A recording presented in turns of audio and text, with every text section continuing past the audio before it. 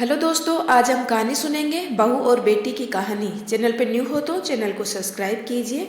नम्रता ने फोन पर अपनी माँ से कहा, माँ मैं बहुत थक गई हूँ घर संभालते संभालते। यहाँ मेरी थकान किसी को नज़र नहीं आती। कुछ दिन आराम करना चाहती हूँ। सोच रही हूँ कुछ दिनों के लिए अपने मायके आ जाऊँ। आते हुए अपने बच्चों को भी साथ ले आऊँगी। वे वहीं से स्कूल चले जाएंगे।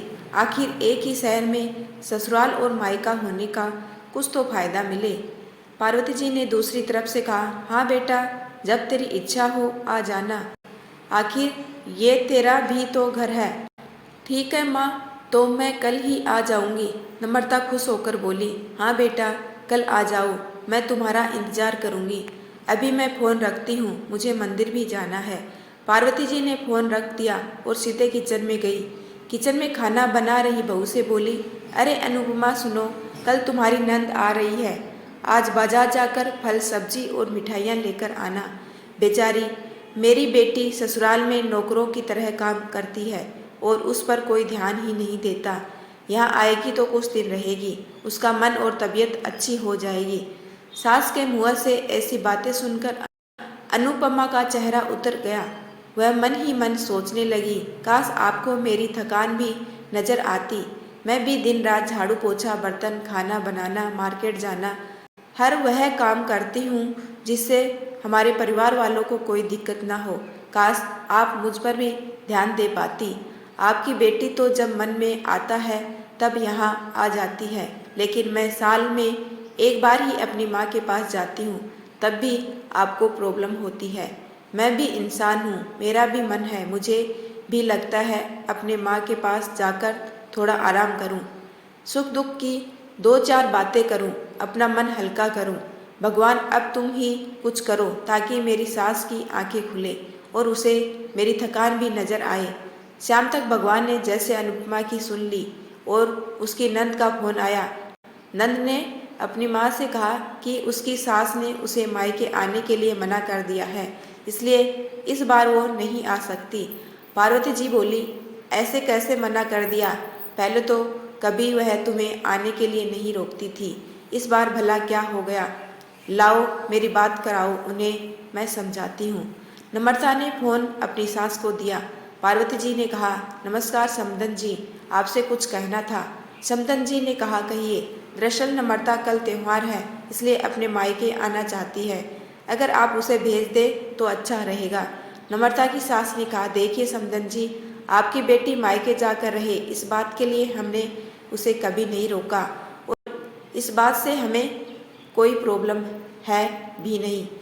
कुछ दिनों पहले मैं अपने रिश्तेदार के शादी में गई थी। वहाँ आपकी बहू अनुपमा की माताजी से मिलने का मौका मिला। उनसे गपशप करने के दौरान उनकी बातों से पता चला कि अनुपमा को साल में एक ही बार अपने मायके जाने को मिलता है और वह भी बहुत कम समय के लिए। मुझे लगता है आपको पहले अनुपमा को उसके मायके भेज देना चाहिए और वह जब मायके होकर आ जाएगी तो मैं नम्रता को आपके पास भेज दूंगी। एक बहुत ज़रूरी बात जो मुझे लगता है कि आपको समझ लेनी चाहिए। आपको अपनी बहू को भी बेटी की तरह या बेटी से भी ज़्यादा प्यार देना चाहिए। उसे भी मायके जाने की इच्छा होती होगी। हो सकता है नम्रता के वहाँ आने से उसकी आवभगत करने के लिए आप उसे उसके मायके नहीं भेजती होंगी, या फिर वह आपसे कुछ कहने से अभी डरती हो। अगर आप उसको घर में ही कैद रखेंगी तो एक दिन ऐसा आएगा जब वह आपके खिलाफ बोलने लगेगी, फिर वह आपकी सुनेगी भी नहीं और जब चाहे तब अपने मायके जाएगी। ऐसी परिस्थिति आए, इससे अच्छा है कि आप ही कुछ बदलाव अमल में ले आएं, जिससे आपका रिश्ता और रिश्ते की मिठास खराब ना हो। पार्वती को अपने समतन के हर एक शब्द में सच्चाई नजर आई। उन्हें महसूस हुआ कि उन्होंने अपनी बेटी के प्यार में अंधे होकर कभी भी अपनी बहू के मन का विचार नहीं किया। उन्होंने हमेशा ही अपनी बेटी को अपने बहू से ऊपर रखा। दूसरी तरफ नम्रता भी अपनी भाभी के बारे में हो रही इस बातचीत को सुन रही थी। उसने भी रियलाइज किया कि वह कभी भी अपनी भाभी के साथ ठीक से बात नहीं करती और जब जब वह अपने मायके जाती है तो भाभी थोड़ी उदास रहती है। पार्वती जी ने अपनी बहू को बुलाया और उसे कहा कि अनुपमा कुछ दिनों के लिए नम्रता नहीं आने वाली है, इसलिए पहले तुम अपने मायके होकर आओ। यह सुनते ही अनुपमा का चेहरा खिल गया, क्योंकि यह पहली बार था जब उसकी सास ने सामने से उसे अपने मायके जाने के लिए कहा था। अगले दिन अनुपमा अपने मायके गई और इस बार 1-2 दिन नहीं, पूरे हफ्ते भर रहकर आई।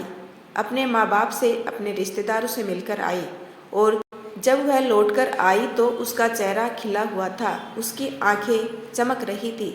अनुपमा के आने के बाद नम्रता भी अपने मायके आई और इस बार वो खुद सामने से अपने भाभी से खुशी खुशी मिली और अच्छे से बात की। नम्रता ने अपनी माँ से बात करके उन्हें भी अच्छे से समझने में मदद की। वह कहीं ना कहीं अनुपमा के साथ गलत व्यवहार कर रहे थे। दूसरी तरफ अनुपमा अपने ससुराल वालों के बदले रवैये से बहुत खुश थी। अब वह खुशी खुशी सबका ध्यान रखती और हर काम प्यार से करती। वह ध्यान रखती कि कोई भी ऐसी बात या काम ना करे जिससे घर में तनाव का माहौल पैदा हो। पार्वती जी अपनी बहू को खुद ही समय समय पर मायके भेज दिया करती। एक छोटे से बदलाव ने सास बहू और भाभी नंद के बीच की कड़वाहट को दूर कर दिया और रिश्तों को और भी ज़्यादा मीठा और मजबूत कर दिया।